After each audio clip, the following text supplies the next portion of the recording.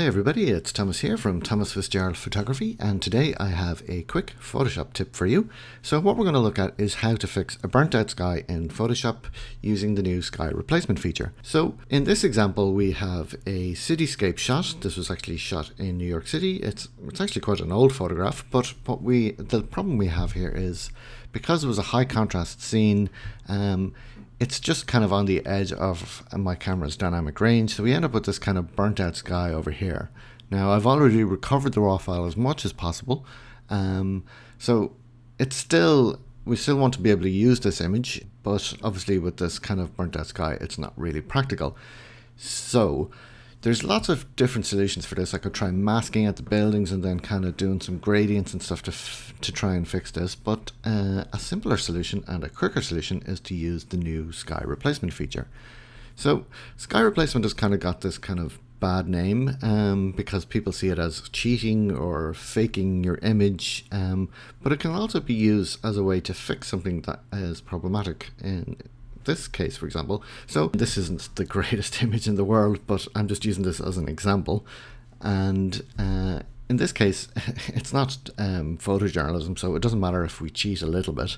So to fix this burnt out sky, we're going to replace the sky. So to use Photoshop sky replacement, make sure you're on the layer and then go to sky replacement in the edit menu, and which will bring up the sky replacement window or dialog box, and straight up this does a reasonable job. So what we want to do is to choose a sky that kind of A, matches, but B, is kind of similar enough to the original sky that it's not kind of change the overall look of the photo.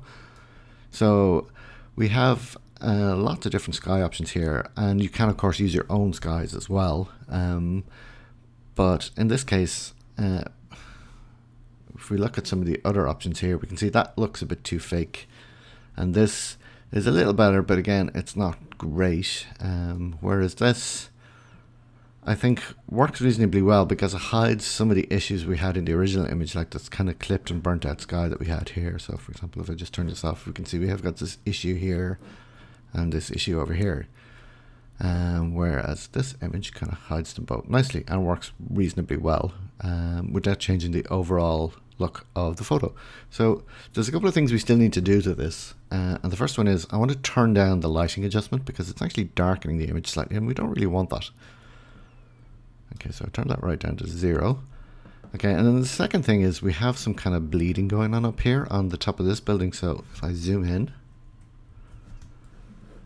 we can see that some of the sky is coming through. So we can actually fix this because the sky replacement window has a mask mode in it. So we're going to click over here onto this, and we want to make sure that we're using normal and our opacity set to 100. The default is set to overlay, so just make sure you change that back.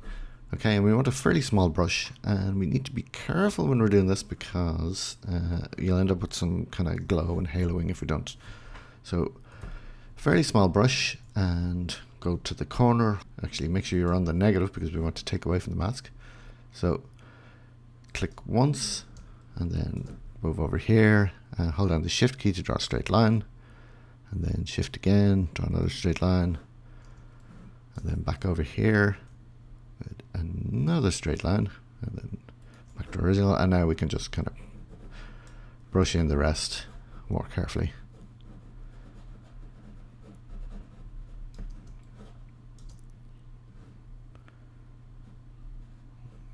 Okay, like so. So now if I zoom back out, we can see that this has actually done quite a reasonable job just on its own. So if I turn this off, you can see there's the original and there's the new version. So the other thing we want to do before we go any further is make sure our output is set to new layers. So because what this will do is it will basically create new layers so that we can continue to adjust this afterwards, and we also have all the masks that this created. So I'm going to click OK. You don't have to do this, but it's always good to have. Okay, so click OK. So you can see here now we have in our sky replacement group, we have our sky layer. Okay, and then we have our adjustments layer, which because we turned the adjustments right down, it's not really doing that much. And again, for the color layer. Okay, So straight up, if I turn this off and on again, you can see that has made our image look a lot better and a lot more usable. So we can just do a few more things to finish this off, and we're going to add, say, some curves. And let me just hide some of these other tabs so we can have a bit more room here. And we can just kind of tweak the image overall a bit further. Okay, and maybe add a little vignette to this as well. So I have an action here that makes a vignette based on a selection. So let's go up here and see simple vignette. Okay, so there is our original image and there is our finished image. And that is a quick-ish way to solve a burnt out sky. One of the advantages of this, as I said, is it works reasonably well, reasonably quickly. We haven't spent a lot of time on this and it still looks fairly realistic. We haven't changed things too much. You can actually, if you wanted to, you could actually just fade this back a bit as well, if you want to blend into the original sky. But then we have this problem here again with the kind of burnt out cloud, so we're going to leave it at 100%. So yeah, so that is a quick tip on using sky replacement to fix a burnt out sky. So if you don't have the latest version of Photoshop, if you're still using an old version, or you don't have Photoshop at all, you can also use something like Skylum's Luminar, which also has a sky replacement feature in it, and you can achieve a similar result with that with a little bit of tweaking. So I hope you have found this useful. If you do, please like, share and subscribe. Thanks for watching, and we'll see you in the next video. Okay, see you next time.